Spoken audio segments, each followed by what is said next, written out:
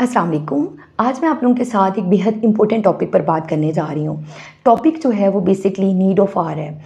अगर मैं आपसे कहूँ कि आप किसी भी रिलेशनशिप में हैं, हाँ आपका पेरेंट्स के साथ है, आपका सिबलिंग्स के साथ है, आपका अपने स्पाउस के साथ है, या फिर आपका अपने फ्रेंड सर्कल में या कम्युनिटी में, हाँ कहीं पे भी आप किसी भी रिलेशनशिप में हैं, तो क्या डिफरेंट ऑफ ओपिनियन या डिफरेंट पर्सपेक्टिव आपको फेस नहीं करना पड़ता? डेफ़िनेटली आपको करना पड़ता होगा। ज़रूरी नहीं है कि आपकी वर्क प्लेस में सारे लोग आपके मिज़ाज के हों। ऐसा ज़रूरी नहीं है कि आपकी फ़ैमिली में आपके सारे जो बहन-भाई हैं वो आपके मिज़ाज के हों, या आपका पार्टनर जो है वो बिल्कुल आपकी और उसकी हैबिट्स मिलती-जुलती हों। हर जगह पर आपको जो है डिफरेंट ओपिनियन या डिफरेंट पर्सपेक्टिव जो है वो देखने को मिलेगा। तो इस सूरत हाल में क्या होता है कि बहुत सारी जगहों पर कॉन्फ्लिक्ट राइज़ होते हैं या फिर आपको क्राइसिस का सामना करना पड़ जाता है। इस सूरत हाल में हम इस क्राइसिस को या इस डैमेज को किस तरीके से बचा सकते हैं? कौन-सी ऐसी चीज़ें हैं जो हमें इन मामलात तक, इस नहज तक आप कह लें कि पहुँचने से महफूज़ कर सकती हैं? मेरा नाम असमत बतूल है और बाय प्रोफ़ेशन मैं एक माहिर नफ्सियात हूँ। आज की इस वीडियो को बनाने का जो मेरा मेन मकसद है वो ये है कि जो मुझे व्यूअर्स देख रहे हैं, अगर वो अपने रिलेशनशिप में किसी किस्म की भी क्राइसिस का, चैलेंज का या कॉन्फ्लिक्ट का शिकार हैं, तो एटलीस्ट इस वीडियो को देखने के बाद वो अपनी लाइफ में हेल्दी बाउंड्री सेट करने के एलिजिबल हो जाएंगे, बिल्कुल काबिल हो जाएंगे। एटलीस्ट वो हेल्दी बाउंड्रीज़ जो हैं वो सेट करके वो उस बंदे को तो अपनी ज़िंदगी से नहीं निकाल सकते जिसके साथ उनका प्रॉब्लम है। अब ज़ाहिर बात है, आप ये तो नहीं कर सकते कि आप उस पर्सन को ही क्विट कर दें। वो अब आपका स्पाउस भी हो सकता है, वो आपके पेरेंट्स भी हो सकते हैं, वो आपके बच्चे भी हो सकते हैं, वो कोई भी हो सकता है, एनीवन हो सकता है। तो हमने उस मसले के साथ कोप अप कैसे करना है, मैं आपके साथ कुछ ऐसी टेक्निक्स यहाँ पे शेयर करूँगी, इसलिए आपने वीडियो को जो है वो स्किप नहीं करना, वीडियो को लास्ट तक देखना है। और वीडियो को जो है आपने लाइक, शेयर और कमेंट भी ज़रूर करना है। अगर इससे रेलिवेंट कुछ भी आप जो है आपको लगे कि आप पूछना चाह रहे हैं, जो आपके लिए आपकी क्यूरीज हों, तो आप ज़रूर पूछ सकते हैं कमेंट बॉक्स में। तो विदाउट वेस्टिंग एनी टाइम हम जल्दी से टॉपिक की तरफ जाते हैं। सबसे पहले तो हमें ये समझना पड़ेगा कि बाउंड्री जो वर्ड है या बाउंड्रीज़ जो हैं वो बेसिकली उसका मतलब क्या है। और अगर हम एक ले मैन की ज़ुबान में बात करें, तो मैं आपको इसको एक एग्जांपल के थ्रू समझाने की कोशिश करती हूँ। आपने एक गार्डन लगाया है, उसमें घास लगाई है, उसमें डिफरेंट किस्म के फ्लावर्स लगाए हैं, आप उसकी बड़े अच्छे से लुक आफ्टर कर रहे हो। बट अगर आपने साइड्स पर उसकी कोई बाउंड्री सेट नहीं की, उसका कोई तय्युन नहीं किया, आपने कोई बाड़ नहीं लगाई, आपने कोई बैरियर नहीं बनाया जिससे पता चल सके कि यहाँ से आपकी जो है आगे हदूद स्टार्ट हो रही हैं, तो उस ग्राउंड में से या उस घास के ऊपर से, उन फूलों के पास से कोई भी XYZ गुजर सकता है। जिसका भी दिल चाहेगा वो वहाँ से गुजर सकेगा, जिसका दिल चाहेगा वो वहाँ से फूल तोड़ लेगा। क्योंकि अगर आप उनको ये कहेंगे कि ये मेरी बाउंड्री है और आपने इसमें से क्यों तोड़ा है, तो वो कहेंगे कि यहाँ पर तो लेबल ही नहीं है, यहाँ पे तो कुछ लिखा हुआ भी नहीं है, यहाँ पे तो कोई हदूद जो है वो सेट ही नहीं है, तो हमें कैसे पता चले कि यहाँ से आगे आपकी स्पेस स्टार्ट हो रही है। तो इसको समझाने का मकसद आपको यहाँ पे ये है कि आपको खुद ये लिमिट्स जो हैं सेट करनी होंगी, आपको बाउंड्रीज खुद आइडेंटिफाई करनी होंगी। उसका जो एक आसान सा सिंपल सा हल है कि आप सुकून से बैठें। सबसे पहले तो आपको सेल्फ अवेयरनेस हो, अपने बारे में आप देखें कि आपको कौन कौन सी चीज़ें जो हैं वो आपको डिस्टर्ब करती हैं, आपको डिस्कम्फर्ट में ले जाती हैं, आपको फीलिंग जो आपकी हैं ओवरवेलम कर देती हैं। ये कौन सी ऐसी फेजेज़ हैं जिसमें, या कौन सी ऐसे लोग हैं जिनके साथ आप ओके फील नहीं करते। आप एक लिस्ट डाउन करें, अपनी नीड्स को आइडेंटिफाई करें, अपनी प्रायोरिटाइज को सेट करें। उससे क्या होगा, आपको जितना ज़्यादा पहले तो अपने बारे में आइडिया होगा। अगर आप लोगों के साथ उन मसाइल पर ओके हैं तो फिर तो कोई इशू नहीं। अगर आप उन चीज़ों की वजह से, जब लोग आपको जो है डिग्रेड करने की कोशिश करते हैं या आपको डिस्टर्ब करने की कोशिश करते हैं, या लेट्स सपोज मैं एक आपको एग्जांपल देती हूँ कि बाज़ दफ़ा आपको पता है कि हाँ अगला बंदा जो है, कभी ऐसा होता है कि उसके घर में कोई इशू चल रहा होता है, वो इमोशनली बहुत ज़्यादा ड्रेन होता है। ऐसा होता है ना समटाइम कि हम लोग बहुत ज़्यादा एग्जॉस्टेड होते हैं, इमोशनली हम डिस्टर्ब होते हैं, बट फिर भी हमें कोई हमारा फ्रेंड फ़ोन कर देता है और वो बताना चाह रहा होता है कि जी मेरे घर पे ये प्रॉब्लम हो गया है, और हम नहीं सुनने की कैपेसिटी में होते, हमारे अंदर इतनी हिम्मत नहीं होती कि हम अब उसके मसले को अब्जॉर्ब कर सकें। बट फिर भी हम फ़ोन सुने ही रखते हैं, हम उसको पूरा टाइम देते हैं और अपनी उस मसाइल को एक दफ़ा साइड पे कर देते हैं। तो क्या ये आपके साथ अनफेयर नहीं है? अगर आप एक ट्रॉमा में हैं, आप स्ट्रेस में हैं, आप नहीं हैं ओके, तो आप अपने फ्रेंड को जो भी आपको XYZ फ़ोन कर रहा है, आप उसको कहें कि देखिए इस वक्त मैं खुद भी इमोशनली आपके लिए अवेलेबल नहीं हूँ। बाउंड्रीज़ का जो बेसिकली मतलब है वो ये है कि आपने अपनी एक हदूद का तयन करना होता है। आपने कुछ इनविजिबल जो है आपने लिमिट्स सेट करनी होती हैं। वो लिमिट्स आपकी रिलेशनशिप में हो सकती हैं, आपकी वर्क प्लेस में भी हो सकती हैं, आपकी पर्सनल और आपकी जो भी आप कह लें प्रोफेशनल लाइफ है, दोनों में आपने कुछ ऐसी हदूद का तयन करना होता है जिसमें आपने दूसरों को बताना होता है। बड़े ही आप कह लें कि एक विद ड्यू रिस्पेक्ट के साथ आपने बताना है। उसमें आपने ऑफेंसिव नहीं होना, उसमें आपने एक अदब का जो दायरा है उसको नहीं छोड़ना। आपने उन तक ये मैसेज कन्वे करना है कि ये मेरे लिए, ये मेरी बाउंड्रीज़ हैं, आप मेरी बाउंड्रीज़ को क्रॉस कर रहे हैं, या ये चीज़ मेरे लिए अब कंफर्टेबल नहीं है, मैं इसमें अनकंफर्टेबल फील कर रहा हूँ। तो यहाँ पे बात हुई ये तो बेसिकली बाउंड्रीज़ की, कि बाउंड्री की जो अगर हम आसान लफ्ज़ों में समझे तो बाउंड्रीज़ का क्या मतलब है। अब मैंने आपसे बात की थी स्टार्ट में कि हेल्दी बाउंड्रीज़ क्या होती हैं। अगर हम हेल्दी बाउंड्रीज़ की बात करें तो उसकी जो टाइप्स हैं वो मल्टीपल हैं। अगर मेन चीज़ों की बात करें तो उसमें फ़िज़िकल बाउंड्रीज़ भी आती हैं कि फ़िज़िकली आप किसके लिए कितना अवेलेबल हैं, आप उसके लिए क्या कर सकते हैं। या समटाइम कुछ लोग बहुत ज़्यादा आपके साथ आपकी फ़िज़िकल जो है बॉडी उसके साथ आपको हग करने की कोशिश करते हैं या आपको टच करने की कोशिश करते हैं। कुछ लोग उसके साथ ओके होते हैं, कुछ लोग उसके साथ ओके नहीं होते। तो वहाँ पर भी आपका जो है ना फ़िज़िकल का एक आता है कि आप कितना किसके साथ होना चाहते हैं, कितना किसके साथ नहीं होना चाहते, आपकी क्या जो है बाउंड्रीज़ हैं, आपकी क्या लिमिट्स हैं, आपने किस हद तक किसी को अलाउ किया है कि वो आपके जो है नज़दीक हो सकता है। फ़िज़िकल बाउंड्रीज़ की बात हो गई। सेकंड पे आप देखें एक मेन जो आप कह लें कि इमोशनल बाउंड्रीज़ की बात होती है, जिसमें बहुत सारे लोग जो हैं क्राइसिस का शिकार होते हैं। तो इस पे हम ज़रा डिटेल में बात करेंगे। इमोशनल बाउंड्रीज़ होती हैं, अभी तो मैं जस्ट आपके साथ जो है बता रही हूँ, उनको इनलिस्ट कर रही हूँ, बाद में मैं इस पे डिटेल में बात करती हूँ। तो इमोशनल बाउंड्रीज़ आपने अपने लिए क्या सेट की हैं। फिर तीसरे नंबर पे ये चीज़ है कि मटीरियल बाउंड्रीज़ आपकी क्या है। अगर आपकी लेट्स सपोज गाड़ी है या आपकी कोई भी आपके पास कन्वीनियंस है या कुछ भी आपका कोई भी ऐसी चीज़ जो आपके साथ आपके लिए बड़ी इम्पोर्टेंट है या आप उसको लेके बहुत ज़्यादा टचिंग है, बड़े सेंसिटिव हैं, वो इवन आपका जो है लेट्स सपोज अक्सर लोग गाड़ी जो है वो कर लेते हैं कि जी मैं यहाँ तक जा रहा हूँ, मैं आपकी गाड़ी यूज़ कर रहा हूँ, तो उस पर भी कुछ लोग जो हैं कंफर्टेबल फील नहीं करते। तो ये मटेरियल की भी कुछ जो है हमारी बाउंड्री सेट होनी चाहिए कि हमने अगले बंदे को हम बता सकें कि जी मैं इस चीज़ के साथ ओके नहीं हूँ, तो यहाँ पे आप प्लीज़ इस चीज़ को जो है वॉयलेट ना करें। तीसरे नंबर पे जो चीज़ आती है वो ये है कि आपकी जो है टाइम बाउंड्रीज़ भी सेट हो। आप किसके लिए कितने टाइम के लिए अवेलेबल हैं, आपका क्या मामलात हैं। बाज़ दफ़ा ऐसा भी होता है कि अगर आपकी फैमिली में या आपके सर्कल में कोई डॉक्टर है, कोई लॉयर है या कोई और भी किसी भी ख़ास कोई ऐसे प्रोफेशन से तल्लक़ रखता है जो कि जिनकी रूटीन बहुत बिजी होती है, वो बहुत टफ़ लाइफ गुजार रहे होते हैं। तो जब आप उनको किसी अफ्तारी पर या फिर आप उनको किसी शादी ब्याह में देख लेते हैं और आप फिर फ़ौरन से उनके पास जाते हैं और उनसे अपनी मेडिसिन का पूछना स्टार्ट कर देते हैं, आप उनके डिस्कस करने लगते हैं कि जी मैं ये दवाइयाँ ले रहा हूँ, आप मुझे मेडिसिन बता दें। अक्सर आपने ये प्रैक्टिस नोटिस की होगी कि लोग जो हैं शादी ब्याहों में भी डॉक्टर्स को घेर के बैठ जाते हैं या लॉयर्स को या लेट्स सपोज किसी भी प्रोफेशन को आप ले लें, तो उसको घेर के बैठ जाते हैं, उसको कहते हैं कि जी हमने ये डिसीजन लिया या हमारे बच्चे ने इस में आगे एडमिशन लेना है, तो आप बताएं इसमें हमें क्या ऑप्शंस को रखना है। टीचर्स जो होते हैं फैमिली में, तो उनको लेकर वो बैठ जाते हैं। अब देखिए उनका वो एक फैमिली टाइम है, वो उस गैदरिंग में जो इकट्ठे हुए हैं वो आपके बच्चे के एडमिशन के लिए नहीं आए, वो वहाँ पर एक अफ्तारी के लिए आए हैं। उन्होंने एक अपना टाइम निकाला है अपने लेयर के लिए, अपनी पीस के लिए, अपने प्लेयर के लिए।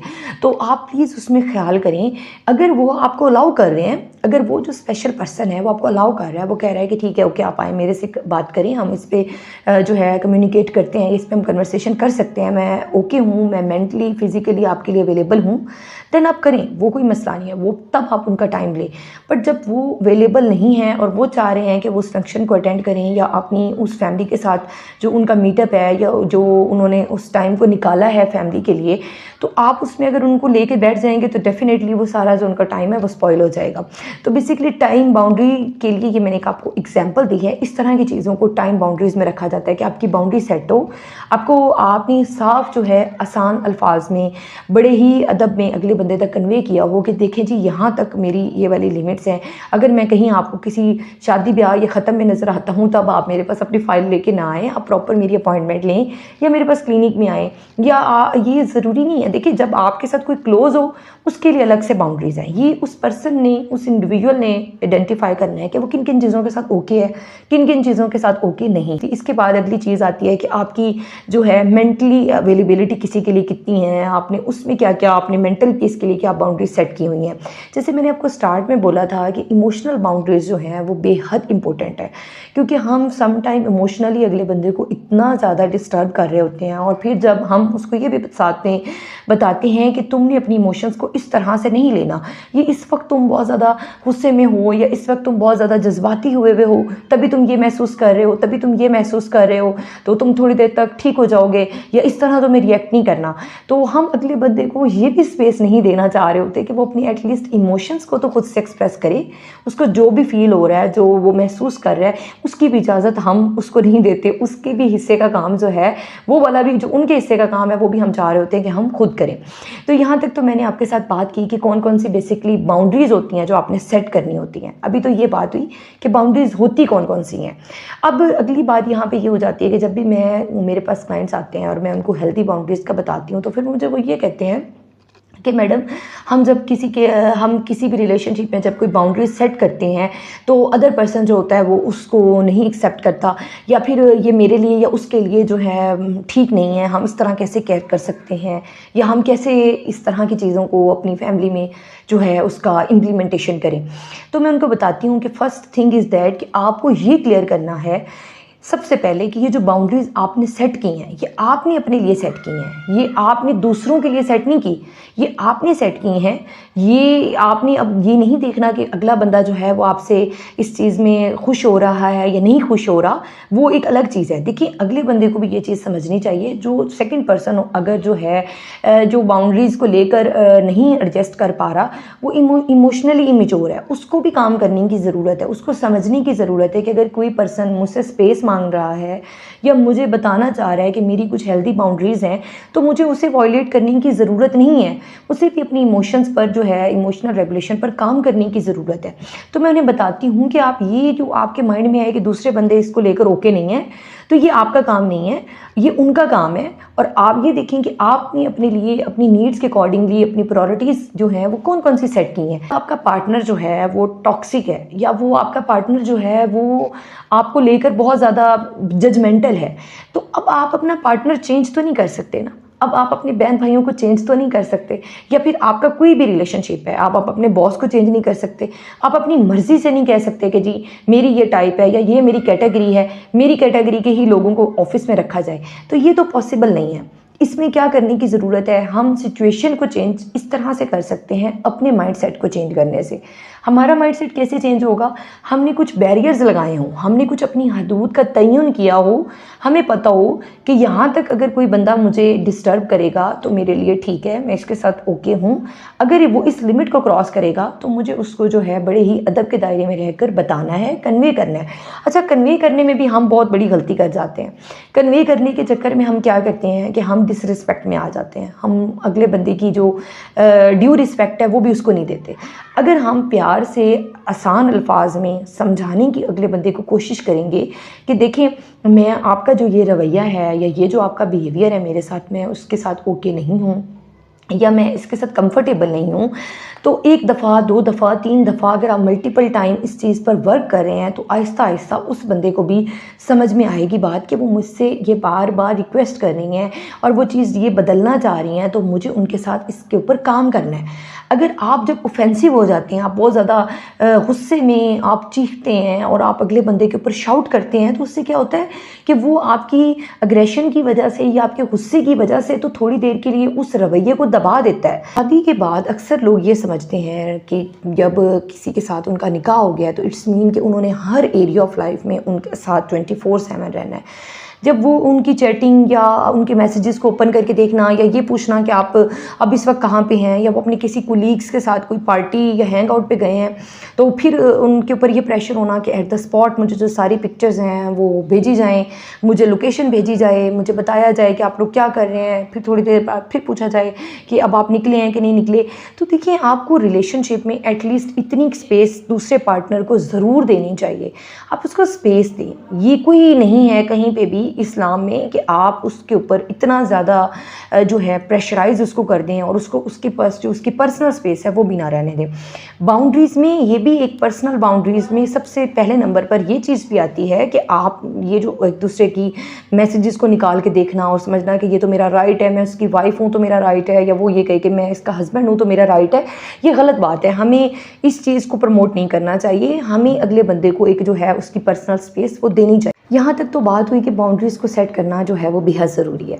अब आप लोगों का अगला क्वेश्चन होगा कि भाई हम तो बाउंड्रीज सेट कर दें, बट जो दूसरे लोग हैं वो इसको एक्सेप्ट नहीं करते। तो हाँ, डेफिनेटली वो एक्सेप्ट नहीं करेंगे, क्योंकि बाउंड्रीज़ आपने सेट की हैं, उन्होंने सेट नहीं की। वो अगले बंदे जो हैं वो अक्सर, जब आपको लगेगा कि कोई बंदा बाउंड्री सेट कर रहा है तो वो डिफेंसिव हो जाते हैं, वो उसको पर्सनल ले जाते हैं, उनको लगता है कि वो उनके ऊपर पर्सनल हिट कर रहे हैं। तो मैं थोड़ा सा यहाँ पे उन लोगों को ये समझाना चाहूँगी कि देखिए, अगर आप लोग एटलीस्ट जो वीडियो देख रहे हैं, अगर आप देखते हैं कि किसी बंदे ने अपने लिए कोई पर्सनल स्पेस रखी है, कि कोई अपनी उसने एक मामला सेट किए हैं ज़िंदगी के, उसने ये प्लान किया है कि रात का जो डिनर है उसके बाद वो किसी के लिए अवेलेबल नहीं है, या उसने ये डिसीजन लिया है कि उसका जो लेयर का टाइम है वो जस्ट उसी के लिए है, या उसने ये सोचा है कि जब वो सो जाता है तो उसको जगाया ना जाए, इस तरह के लेट्स से छोटे छोटे जो भी उसने स्टेप्स लिए हैं, तो बाकी सब फैमिली मेम्बर्स को उनको रिस्पेक्ट के साथ उन वैल्यूज़ को एक्सेप्ट करना चाहिए, ना कि वो उसके लिए इतना ज़्यादा आप कह लें कि ट्रॉमेटिक हो जाएं, कि उसको वो चैलेंजिंग हो जाएं कि वो पर्सन जो है जो बाउंड्री सेट करके एक पीस ऑफ माइंड जा रहा है वो पीस ऑफ माइंड भी ना ले सके और आप भी अपना पीस ऑफ माइंड डिस्टर्ब करें। और बाज़ दफ़ा देखिए, अगले बंदे को जो है उसके इमोशंस को प्लीज़ करना या अगले बंदे की सिचुएशन को प्लीज़ करना ऑल टाइम जो है वो हमारी ज़िम्मेदारी नहीं होती। अगले पर्सन को भी अपनी चीज़ों को जो है ख़ुद से एडजस्ट करने की आदत होनी चाहिए। बाज़ दफ़ा आपने अक्सर लोगों में के घरों में देखा होगा कि उनके घरों में अगर एक बंदे ने पेट रखा हुआ है, किसी दूसरे बंदे को पेट से कोई एलर्जी हो सकती है, बट फिर वो उस घर के माहौल में ये चीज़ नहीं कह सकता कि भाई मैं जो है, या तो वो उनसे डर सकता है या उसको कोई पेट एलर्जी हो सकती है या कुछ भी, लेट्स ऑन, बट उसको इतनी इजाज़त नहीं है कि वो ये बात ओपन नहीं कर सके। तो आपको ये समझना पड़ेगा। अगर बाज़ दफ़ा आप किसी के साथ, अपने पार्टनर के साथ, या आप अपने फ्रेंड्स के साथ या अपने को-वर्कर्स के साथ कहीं बाहर गए हैं और आप लोगों का कोई ट्रिप है और उसमें आपको भूख लग रही है और आप काफ़ी टाइम से वेट में हो, या अक्सर फीमेल्स जो हैं वो इस चीज़ में रहती हैं कि नहीं, अब मैं कैसे कह दूँ कि मतलब मुझे भूख लगी है, जब सबको लगेगी तो सबने मिल के ही खाना है। देखिए, ये कोई हार्ड एंड फास्ट रूल नहीं है। आप अदब के दायरे में रहकर अपने मैसेजेस को कन्वे कर सकते हैं। आप अगलों को बताएं कि भाई मुझे भूख लगी है, मैं इस टाइम अब कंफर्टेबल नहीं हूँ, मैं कुछ खाना चाह रही हूँ, या मेरी तबीयत ख़राब हो रही है, या मेरे लिए ये स्पेस है। तो ये होना कोई, इसमें कोई बुरी बात नहीं है। आप अपने लिए मामलात रखें। इससे क्या होगा, आपका मेंटल पीस जो है वो बेहद जो है इससे बेहतर रहेगा। आप जो हर वक्त का अपने माइंड के ऊपर एक प्रेशर लिए फिरते हैं, आपका दिल नहीं होता किसी के घर जाने को, किसी फैमिली फंक्शन को अटेंड करने को, बट आपको मजबूरी में अपनी लॉस के प्रेशर की वजह से या किसी भी आप कह लें रीज़न की वजह से उस फंक्शन को अटेंड करना होता है, तो उसमें आप जो है 100% अपना नहीं देते। उसमें आपका जो दिल है या आपका दिमाग है वो एक ही मामला पे नहीं चल रहा होता, आप ऑक्यूपाइड होते हैं।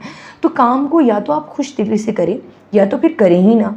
अपने लिए जो है अपना पीस ऑफ माइंड, आपका अपनी ज़ात को प्रायोरिटाइज़ करना बेहद ज़रूरी है।